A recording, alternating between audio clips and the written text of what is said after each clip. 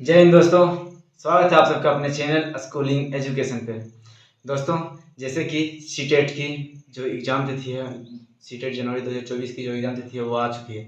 तो हम लोग जल्द ही आपके लिए एनसीईआरटी बेस्ड जो प्रीवियस ईयर क्वेश्चन है उसकी श्रृंखला लाने वाले हैं। तो बने रहिए हमारे चैनल के साथ। दोस्तों, अगर चैनल को सब्सक्राइब नहीं किए तो चैनल को सब्सक्राइब कर ले, वीडियो को लाइक कर दे और जितनी फ्रेंड सर्कल आपके सबके साथ वीडियो को ज़्यादा से ज़्यादा शेयर करें। अभी हम लोग दोस्तों एनसीईआरटी क्लास 8 की भूगोल की पुस्तक पढ़ रहे थे, जिसमें आज हम लोग अध्याय 3 पढ़ने वाले हैं, खनिज और जो शक्ति संसाधन है उसके बारे में। तो बने रहे वीडियो के साथ अंत तक दोस्तों, ठीक है। तो सबसे पहले हम लोग देखते हैं दोस्तों कि खनिज क्या होती है। खनिज जो भी हम लोग पदार्थ, जो भी चीज़ हम लोग खनन से प्राप्त होता है, खनन मतलब खोदना, तो जो जमीन की खुदाई के बाद में जो भी पदार्थ प्राप्त होते हैं उसे हम लोग क्या बोलते हैं, खनिज बोलते हैं। इसकी एक अपनी निश्चित रासायनिक संरचना होती है, ठीक है। इसका जो पहचान किस प्रकार से हम लोग करते हैं, तो इसकी जो भौतिक गुण है, भौतिक गुण और रासायनिक गुणों की जो विलेयता है उसके आधार पर हम लोग इसका पहचान करते हैं। इसमें भौतिक गुण में हम लोग देखते हैं इसकी चमक किस प्रकार की है, ये किस प्रकार से किस धातुओं से किससे बना हुआ है, ठीक है। रासायनिक में हम उसके जो रासायनिक गुणधर्म है हम वो चीज़ देखते हैं कि इसमें कौन कौन से केमिकल्स मिले हुए हैं। तो इसके आधार पर हम लोग खनिजों का क्या बोलते हैं, पहचान करते हैं, ठीक है। आगे देखिए दोस्तों, तो खनिजों के प्रकार, खनिजों कितने प्रकार में बांटा गया है, ठीक। तो लगभग 2800 खनिज जो है, 2800 खनिज की जो पहचान की गई है। धरती धरातल खोदने के बाद जो है लगभग 2800 खनिजों की पहचान की गई है। और उसमें से 100, लेकिन लगभग क्या है, लगभग 100 खनिज के जो है अयस्क के रूप में पहचान की गई है, ठीक। अब हम लोग देखते हैं दोस्तों संरचना के आधार पर खनिज कितने प्रकार के होते हैं। तो संरचना के आधार पर खनिज जो है दोस्तों, पहला एक आपका धात्विक खनिज है, ठीक है, और दूसरा अधात्विक खनिज, ठीक। धात्विक और अधात्विक खनिज। उसके बाद धात्विक खनिज को भी दो भागों में बांटा गया है। पहला पहला लोह धात्विक खनिज और दूसरा है अलोह धात्विक खनिज। दोस्तों, इसको हम लोग एक एक करके इसके इसके बारे में इसको डिफाइन करके हम करते हुए हम लोग अध्ययन करेंगे। तो सबसे पहले देखते हैं दोस्तों धात्विक खनिज क्या होता है। तो वो खनिज जिसमें धातु के अंश पाए जाते हैं, ठीक है, वे खनिज जिसमें धातु के अंश पाए जाते हैं, धातु की मात्रा पाई जाती है, उसको हम लोग क्या बोलते हैं, धात्विक खनिज बोलते हैं, ठीक है। धातु जो है वो कच्चे रूप में होता है, अयस्क के रूप में प्राप्त होता है, ठीक है। इसमें विद्युत, ये जो धात्विक खनिज होता है वो क्या होता है, धात्विक खनिज विद्युत और ऊष्मा के सुचालक होते हैं। इसमें जो विद्युत का प्रवाह हो सकता है, ठीक है, विद्युत और ऊष्मा के सुचालक होते हैं। इसमें चमक होती है, ठीक है। जैसे एग्जाम्पल की बात करें, उदाहरण की बात करें, तो कौन कौन से आपके धात्विक खनिज हैं, तो आपके लोह अयस्क जो है वो आपके धात्विक खनिज है। मैग्नीज हो गया आपके धात्विक खनिज है। बॉक्साइट धात्विक खनिज है, ठीक है।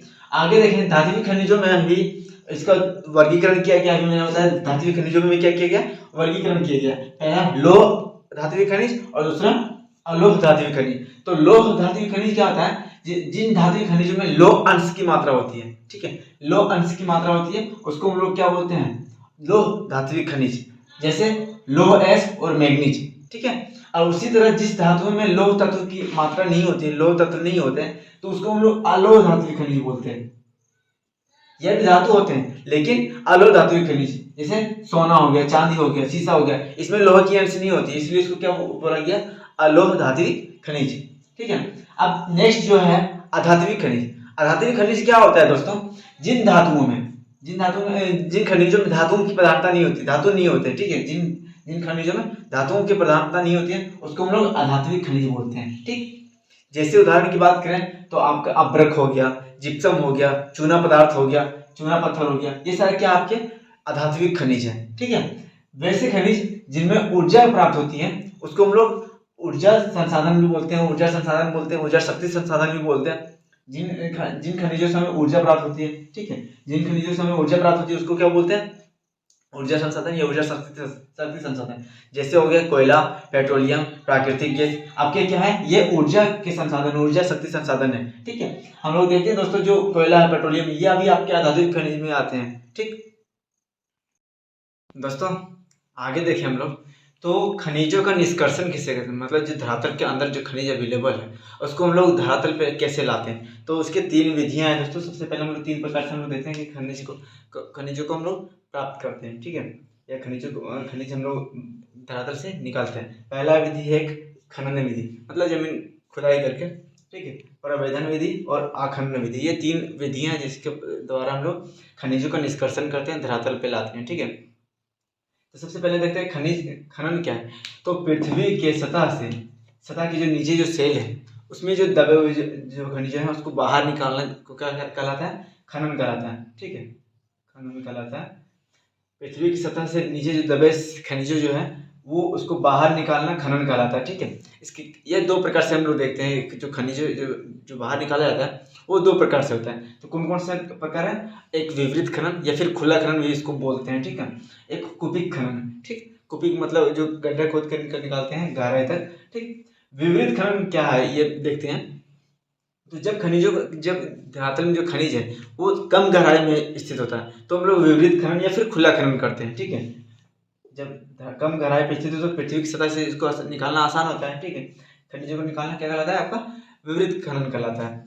दूसरा है कुपिक खनन, जब धरातल के अंदर गहराई में खनिज अवेलेबल होता है तो उसको निकालना हम लोग कुपिक खनन के माध्यम से निकालते हैं। ठीक, जब खनिज अधिक गहराई के में स्थित हो तो हम लोग खनिजों का गहन वेदन मतलब पहले क्या बोलते हैं, गड्ढा किया जाता है गहराई तक, उसके बाद आजू बाजू में जो खनिज होते हैं उसको निकाला जाता है। ठीक है, मतलब इसको हम लोग बोल सकते हैं कि ड्रिल करके उसके बाद फिर अंदर गहराई में सुरंग बना करके फिर निकाला जाता है। जैसे कोयला का खनन किया जाता है झरिया में, इस तरह का खनन देखने को मिलता है। ठीक, खनन गहन वेदन विधि अपना करके हम लोग कुपिक खनन करते हैं। ठीक है, नेक्स्ट जो है प्रवेधन, जो खनन का नेक्स्ट विधि है वो क्या है, प्रवेधन। ठीक है, ये प्रवेधन किसमें यूज होता है, तो हम लोग देखते हैं पेट्रोलियम और पेट्रोलियम के साथ पेट्रोलियम गैस के साथ साथ पेट्रोलियम जो तेल है, पेट्रोलियम ईंधन है, उसको हम लोग देखते हैं क्या बोलते हैं, प्रवेधन के माध्यम से हम लोग खनन किया जाता है। ठीक है, इसमें इसके लिए क्या कहते हैं, गहन कूपों की खुदाई की जाती है। इसे मुंबई हाई हो गया आपका दोस्तों, उसके बाद फिर आपका असम का डिगबोई क्षेत्र हो गया। यहाँ पे प्रवेधन विधि के द्वारा ही आपका क्या बोलते हैं, पेट्रोलियम और प्राकृतिक गैस का निकाला जाता है। ठीक है, इसको लोग क्या बोलते हैं, प्रवेधन बोलते हैं। ठीक, आखनन विधि क्या होता है, तो सतह के निकट जब स्थित होता है खनिज, सतह के निकट स्थित होता है तो हम लोग खनिजों को जिस प्रक्रिया से आसानी द्वारा प्राप्त करते हैं उसको हम लोग आखनन विधि बोलते हैं। ठीक, अब देखते हैं दोस्तों विश्व में खनिजों का वितरण किस प्रकार के, तो विश्व में दोस्तों खनिज जो है वह अलग अलग सेलों में अलग अलग प्रकार के खनिज पाए जाते हैं। ठीक है, जैसे हम लोग देखते हैं धात्विक खनिज जो आपका है, धात्विक खनिज वो आपका आग्नेय और कायांतरित चट्टान में पाया जाता है। आग्नेय और कायांतरित चट्टान में आपका कौन सा खनिज पाया जाता है, आपका धात्विक खनिज। और जो अधात्विक खनिज है वो आपके कहाँ पाए जाते हैं, तो वो आप अवसादी सेल में पाए जाते हैं। ठीक है, अवसादी सेल में आप लोग अधात्विक खनिज पाया जाता है। जैसे अवसादी सेल में आपको कोयला मिलेगा। ठीक है, फिर और जो अधात्विक खनिज हैं वो सारे आपके कहाँ मिलेंगे, आपके अपरक क्या है वहाँ कहाँ मिलेंगे, आपके अधात्विक खनिज में। लोहा के जितने तत्व हैं वो सारे आपके कहाँ मिलेंगे, आग्नेय और कायांतरित चट्टान में। ठीक, अब देखिए दोस्तों, तो भारत के जो दक्कन पठार है, दक्षिण भारत के जो दक्कन पठार है वो दक्कन पठार, ठीक, दक्षिण अफ्रीका का पठार जो है, ब्राजील का पठार जो है, यह लो अयस्क के लिए प्रसिद्ध है। ठीक है, यह क्षेत्र क्या है, लो अयस्क के हेतु प्रसिद्ध क्षेत्र है। ठीक, नेक्स्ट जो है हम लोग देखते हैं मैदान और जो नवीन वलित पर्वत जो निर्माण हुआ, नवीन वलित पर्वत है, वहां पे हम लोग देखते हैं चूना पत्थर और खनिज जो है, खनिज ईंधन जो है, खनिज ईंधन वो आपके यहाँ पे कहाँ पाया जाता है, मैदान और वलित पर्वत में। दोस्तों आगे हम लोग देखते हैं कि जो विभिन्न देश हैं, विभिन्न महाद्वीप है, सब में खनिजों का वितरण किस प्रकार से है वो चीज़ हम लोग देखेंगे आगे। ठीक है, तो सबसे पहले हम लोग देखते हैं एशिया जो महाद्वीप है, एशिया महाद्वीप है, वहाँ पे खनिज का विस्तार किस प्रकार, खनिज का वितरण किस प्रकार है। तो सबसे पहले देखते हैं भारत जो और चीन है, जो भारत और चीन में हम लोग देखते हैं कोयला का ये क्या है, और लोहा अयस्क। ठीक है, कोयला और लोहा अयस्क का ये प्रमुख उत्पादक देश है। कौन, भारत और चीन, एशिया महाद्वीप में। ठीक, चीन जो है विश्व का सबसे बड़ा उत्पादक देश है। ठीक है, चीन सबसे बड़ा जो है कोयला उत्पादक देश है इसका। ठीक है, सबसे बड़ा कोयला उत्पादक देश।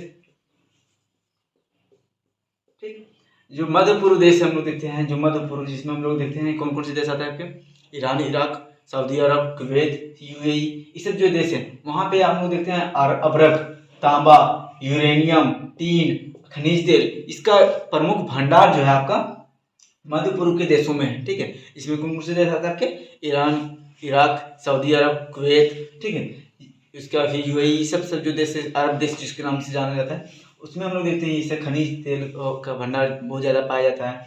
वहाँ पे यूरेनियम का भंडार है, टीन का भंडार है, ठीक, अभ्रक का भंडार है, तांबा का भी भंडार है, ठीक है। नेक्स्ट जो महादेश है हम लोग देखते हैं यूरोप, ठीक है दोस्तों। इसमें एशिया महाद्वीप में जो जापान है वो सबसे बड़ा आयातक देश है, खनिजों का, खनिज लोहा का आयातक देश हम लोग बोलते हैं, सबसे बड़ा, ठीक है। यूरोप की बात करें तो वहाँ पे यूके जो है और आइबेरियन प्रायद्वीप जो है, ठीक है, वहाँ से लेकर के पूर्व में यूराल पर्वत तक, ठीक है, पूर्व में यूराल पर्वत तक ये खनिज की पेटी का विस्तार है, खनिजों की पेटी का विस्तार पाया जाता है यहाँ पे, ठीक। हम लोग देखते हैं दोस्तों, लोहा एस्क हो गया, फिर कोयला हो गया, लवण हो गया, पोटास हो गया, इसके भंडार इस क्षेत्र में पाए जाते हैं आपके कहाँ पे, यूके व अर्मेनिया, जो आइबेरियन जो प्रायद्वीप है वहां से लेकर के यूराल पर्वत जो श्रेणी है, यूराल पर्वत श्रृंखला है, वहां तक की जो खनिज की पेटी है वहां पे हम लोग देखते हैं लोहा एस्क हो गया, कोयला हो गया, लवण हो गया, पोटास, ये सब जो खनिजों है उसका भंडार पाया जाता है, ठीक। इसी में हम लोग देखते हैं जर्मनी का जो रूर प्रदेश है, ठीक है, जो रूर घाटी है, रूर प्रदेश, वह यूरोप में देखते हैं यूराल पर्वत श्रेणी, यहाँ पे लो एस्क का भंडार है, ठीक है, ये लो एस्क के भंडार हेतु प्रसिद्ध है, ठीक। आगे बात करें दोस्तों तो यूरोप जो उत्तरी अमेरिका है, उत्तरी अमेरिका देश है, उत्तरी अमेरिका महादेश जो है, वहां पे मध्यवर्ती जो कनाडा है, ठीक है, मध्यवर्ती कनाडा से मेक्सिको जो है, मेक्सिको नीचे जो मेक्सिको है, ठीक है, वहां तक, ठीक है, वहां तक जो है खनिजों का भंडार पाया जाता है, ठीक है। इसमें हम लोग देखते हैं अल्पेशियन पर्वत जो है, अल्पेशियन पर्वत में कोयला का भंडार पाया जाता है, ठीक है। महान झील प्रदेश है, यह आपका लोहा एस्क का प्रदेश है, ठीक। मेक्सिको में हम लोग देखते हैं चांदी का है, कनाडा में जो है यूरेनियम का भंडार पाया जाता है। तो ये आपके प्रमुख जो उत्तरी अमेरिका के प्रमुख खनिज का वितरण यहाँ पे इस प्रकार से है, ठीक। नेक्स्ट हम लोग देखते हैं दोस्तों दक्षिणी अमेरिका।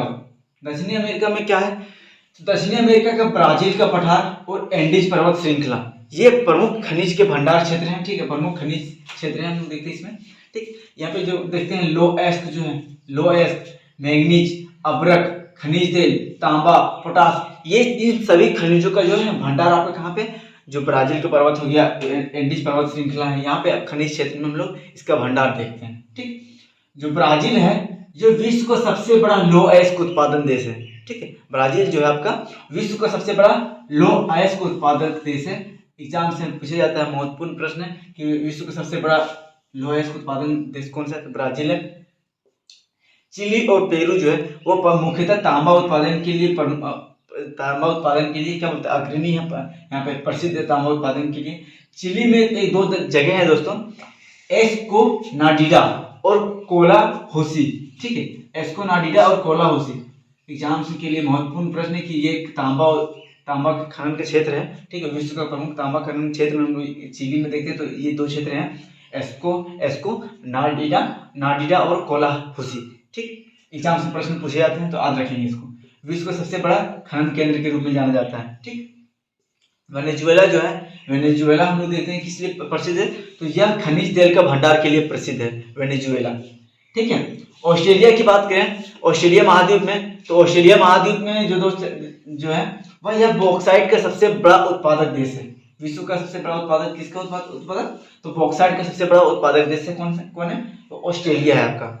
यहाँ पे दो खनन क्षेत्र हैं, कालगुरली और कुलगार्डी, ये जो है विश्व का सोने का उत्पादन, सोना का खनन केंद्र के रूप में ये जाना जाता है। एग्जाम्स में इससे भी प्रश्न पूछे जाते हैं दोस्तों कि विश्व का जो ये कालगुरली और कुलगार्डी है यह किस लिए प्रसिद्ध है, तो यह किस लिए प्रसिद्ध है, तो ये सोने की खनन के लिए प्रसिद्ध है, ठीक, सोने की खान है यहाँ पे। बॉक्साइट और यहाँ पे देखते हैं जो ऑस्ट्रेलिया महाद्वीप है दोस्तों, वो आपका बॉक्साइट, सोना, हीरा, लोह एस्क, टीन, यूरेनियम, निकेल, इस सब का बहुत बड़ा उत्पादक देश के रूप में है, ठीक। दोस्तों नेक्स्ट महादेश जो है वो आपका है अफ्रीका महादेश, ठीक, अफ्रीका महाद्वीप, ठीक। यहाँ पे हम लोग देखते हैं कि जो खनिज संसाधन जो है इससे एक धनी प्रदेश है, बहुत सारे खनिज इसमें पाए जाते हैं इस अफ्रीका महादेश में, ठीक है। हीरा हो गया, सोना हो गया, प्लेटिनियम हो गया, इसका सबसे बड़ा उत्पादक कौन है आपका, सबसे बड़ा उत्पादक आपका अफ्रीका महादेश है, ठीक है। यहाँ पे बहुत सारे बहुत सारे ऐसे खान हैं, बहुत सारे ऐसे प्रदेश है जहाँ पे आपका हीरा हो गया, सोना, प्लेटिनियम का उत्पादन किया जाता है। ठीक, जोहान्सबर्ग जो है दोस्तों, साउथ अफ्रीका में जोहान्सबर्ग, यहाँ पे इसको सिटी ऑफ गोल्ड बोला जाता है। सिटी ऑफ गोल्ड बोला जाता है किसको? जोहान्सबर्ग को। ठीक, जायरे हो गया, जिम्बाब्वे है, ये जो है ये हीरा का उत्पादक है। जायरे और जिम्बाब्वे, यहाँ पे हीरा का उत्पादन किया जाता है, ये बहुत बड़ा हीरा का उत्पादक देश है। ठीक, किम्बरले, किम्बरले का पठार, ठीक है, किम्बरले के पठार को हीरा उत्पादक केंद्र माना जाता है। ठीक है, यहाँ पे इसका हीरा का जो खोड़ा खनन किया जाता है उसका केंद्र माना जाता है किम्बरले को। नाइजीरिया जो है, अंगोला हो गया, नाइजीरिया, लीबिया, ये तीनों जो है आपका खनिज तेल का भंडार यहाँ पे है, खनिज तेल पाया जाता है यहाँ पे। ठीक, नेक्स्ट जो आपका जो प्रदेश है, नेक्स्ट जो महादेश है वो अंटार्कटिका महादेश। अंटार्कटिका महादेश में जो ट्रांस अंटार्कटिका पर्वत है, ठीक है, ट्रांस अंटार्कटिका पर्वत में कोयला का भंडार पाया जाता है। ठीक है, जो पूर्वी अंटार्कटिका है, पूर्वी अंटार्कटिका के प्रिंस चार्ल्स पर्वत है। पूर्वी अंटार्कटिका में कौन सा पर्वत है? तो प्रिंस चार्ल्स पर्वत है। यहाँ पे जो है, यहाँ पे लोहा का निक्षेप पाया जाता है, लोहा का निक्षेप है, लोहा इसका निक्षेप। ठीक है, इतना के बाद दोस्तों हम लोग देखते हैं झारखंड, हमारा जो राज्य झारखंड है, हम लोग JCERT भी पढ़ रहे हैं, तो हम लोग JCERT के तौर पर झारखंड के खनिज का भंडार भी दिया गया है, खनिज वितरण दिया गया। तो हम लोग झारखंड के खनिज वितरण हम लोग देखते हैं, तो जो लोहा झारखंड में है, लोहा पाया जाता है वो कहाँ पे है? आपका पश्चिमी सिंहभूम के प्रदेश में पाया जाता है। यहाँ प्रमुख जो उत्पादक केंद्र जो बोल सकते हैं वहाँ गुवा है। ठीक, नोवामुंडी, जामदा, फिर किरुबुरु, ये आपके प्रमुख केंद्र जो पश्चिमी सिंहभूम जो प्रमुख केंद्र है, ये लोहा के उत्पादक केंद्र है। एग्जाम्स में हमेशा पूछा जाता है। ठीक है, नाम दे दिया जाता है कि गोवा का कहाँ का जो केंद्र है, कहाँ का है, तो कहाँ पश्चिमी सिंहभूम में लोहा का उत्पादक है, लोहा का उत्पादन केंद्र है, कहाँ के? झारखंड का है। आगे गोवा, नोवामुंडी, जमादा और किरीबुरु। ठीक है, इसको याद रखेंगे। आपके झारखंड टेट हो गया, JTET हो गया, उसमें भी एग्जाम्स में पूछे जाएंगे, आपके CTET में भी पूछे जाते हैं। जमशेदपुर हो गया, बोकारो, दुर्गापुर। ठीक है, ये आपके क्या है? तो ये आपके इस्पात के कारखाने यहाँ पे पाए जाते हैं। ठीक है, जमशेदपुर और बोकारो। दुर्गापुर आपको हो जाता है बंगाल में। बॉक्साइट की बात करें तो बॉक्साइट उत्पादन में हम लोग देखते हैं गुमला, लोहरदगा, यह क्या आपका अग्रणी है किसके? बॉक्साइट के उत्पादन में। जो मूरी है, यह मूरी क्या है? मूरी में एक एल्युमिनियम का कारखाना है, बहुत बड़ा कारखाना एल्युमिनियम का है मूरी में। ठीक है, अभ्रक की बात करें तो कोडरमा हो गया, गिरिडीह हो गया, हजारीबाग हो गया, ये आपका प्रमुख अभ्रक उत्पादक केंद्र है। जो प्रमुख जो एक होता है ना बहुत ज़्यादा फेमस रूबी अभ्रक है, रूबी अभ्रक का उत्पादन कोडरमा में किया जाता है। ठीक है, प्रसिद्ध अभ्रक है। तांबा की बात करें तो सरायकेला में उत्पादन किया जाता है, घाटशिला में उत्पादन किया जाता है, फिर बरहगोड्डा में भी उत्पादन किया जाता है आपका तांबा का उत्पादन झारखंड में। मैग्नीज की बात करें तो मैग्नीज में गुवा, नोवामुंडी और जामदा भी आता है मैग्नीज के उत्पादन में। ठीक है, मैग्नीज उत्पादन केंद्र में।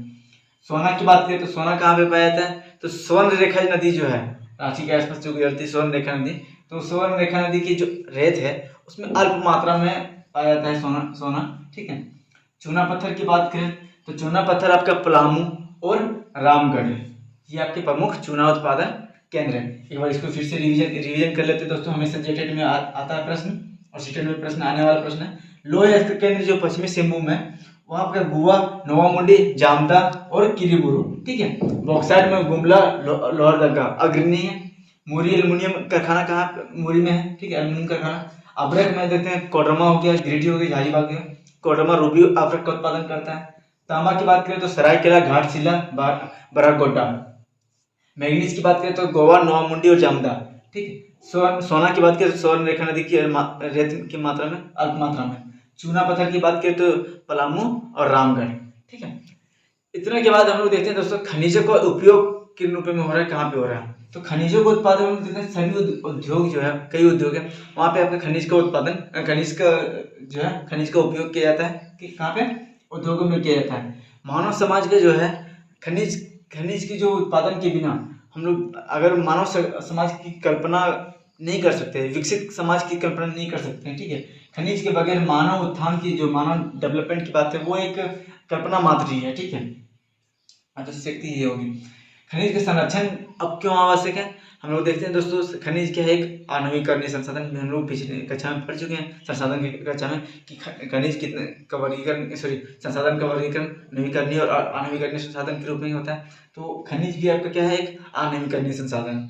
अब आणविकरणीय संसाधन को बनने में लाखों साल लग जाते हैं, ठीक। तो इसका दोहन किया जा रहा है, बहुत तीव्र मात्रा में, बहुत ज़्यादा मात्रा में दोहन किया जा रहा है। तो आने वाले समय में खनिज नहीं रहेगा हो सकता है, तो इसके विवेकशील उपयोग करना है, ठीक है। तो आणविकरणीय संसाधन जो संसाधन, उसको लाखों साल लग जाता है बनने में। तो इसका उपयोग जो है, उसका उपयोग किस प्रकार, जो संसाधन हम लोग निकाले, खनिज के द्वारा खनिज निकाले, उसका पूर्ण रूप से उपयोग करना है। क्या करना है, पूर्ण रूप से उपयोग करना है, ठीक। जो भी उपयोग करना, अपने विवेकशील उपयोग करना है, विवेकशील तरीके से उपयोग करना, सतत पहुंचने विकास को ध्यान रख के संसाधनों का उपयोग करना है। इसमें हम लोग 3R का यूज कर सकते हैं, ठीक है। पहला R हो गया रीयूज, रिड्यूस और रिसाइकल। इस 3R का उपयोग हम लोग R का रूप में इसके संसाधनों का उपयोग कर सकते हैं, ठीक है। रीयूज पुनः उपयोग, फिर आपके पुनर्चक्रण के रूप में, ठीक है, संसाधनों का पुनर्चक्रण करके उपयोग करना है। दोस्तों, अगर जानकारी अच्छी लगी हो तो वीडियो को लाइक करें। इस वीडियो में इतना ही। इसके अगले भाग जो शक्ति संसाधन का वर्गीकरण है, शक्ति संसाधन जो है, वो हम लोग नेक्स्ट पार्ट में देखेंगे। इस वीडियो में इतना ही। अगर वीडियो अच्छी लगी तो वीडियो को लाइक करें, कमेंट करें, जितने भी फ्रेंड सर्कल आपके सबके साथ वीडियो को ज़्यादा से ज़्यादा शेयर करें। धन्यवाद, जय हिंद।